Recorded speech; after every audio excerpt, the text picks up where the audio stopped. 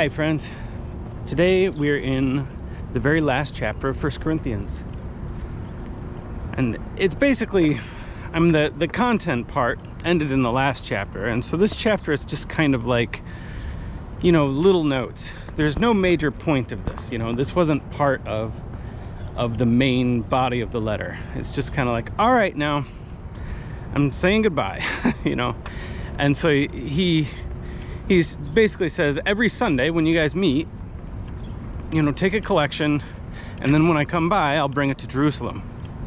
And the reason they're doing that is because there was a famine in Jerusalem, and the main church was in Jerusalem. And so he's taking a collection so that the headquarters of the church can distribute it among the people there in Jerusalem. Now, it's interesting that it states here every Sunday. He says, on the first day of the week. And it's interesting because, there's a handful of Christians today that say, oh, we shouldn't be going to church. Shouldn't be going to church on Sunday. We should be going to church on Saturday because that's the Sabbath. And that's true. This Saturday has always been the Sabbath, and that's the way it always will be. However, since the beginning, every church around the world started meeting on Sunday, and that's why we do it today. There's a couple other smaller points here. It says, that he'll be traveling through, but he wants to spend a lot of time with them.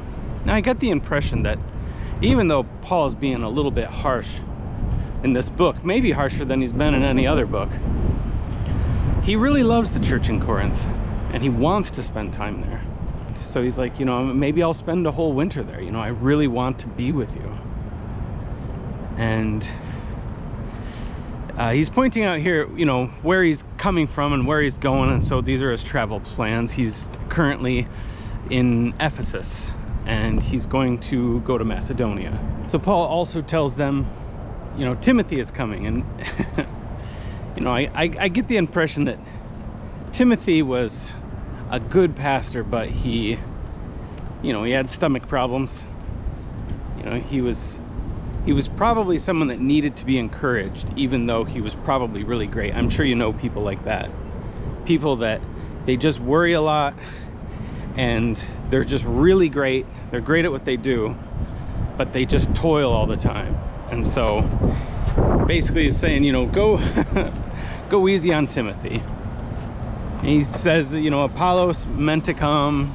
He's just giving a lot of little details. He says something that's really interesting to me here. And he says, he urges the church. He says, be like men. Now, he's not saying be like men as opposed to being like animals.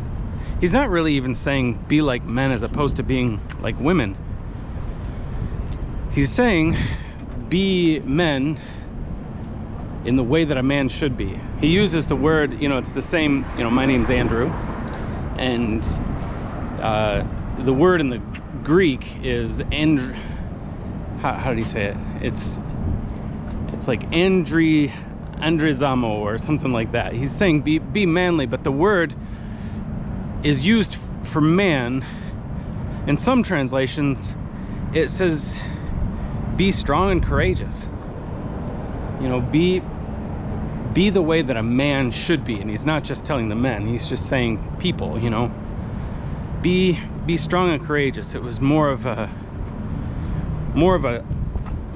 description than an actual, thing. He's not saying be men. He's saying be the way that a man should be.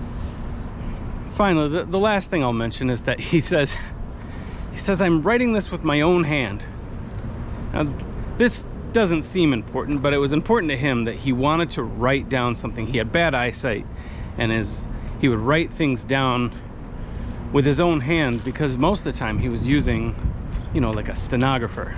I mentioned before, back then they would call it an amanuensis, someone to write down all the words for him. And at this point, he just wanted to say, I'm writing this with my own hand. And it's important to us because there's biblical scholars out there. And there's some of the letters to Paul that biblical scholars, you should know that most biblical scholars are not Christians, and they don't want to be Christians, and they don't want you to be Christians. They became biblical scholars so they might, find some flaw or error in it. And so, but they have a list of things that are like the indisputable Gospels. Not Gospels, the indisputable Epistles. These are the ones that no matter what kind of scholar you are, no matter what you can present, you can't say that this was not written by Paul. This was 100% the words that Paul was trying to convey to the church. This was his letter. And partially, the reason that they can say that about those letters is has to do with these endings that he'll write. This isn't the only gospel that he writes. I'm writing this with my own hand. But in a lot of them he did.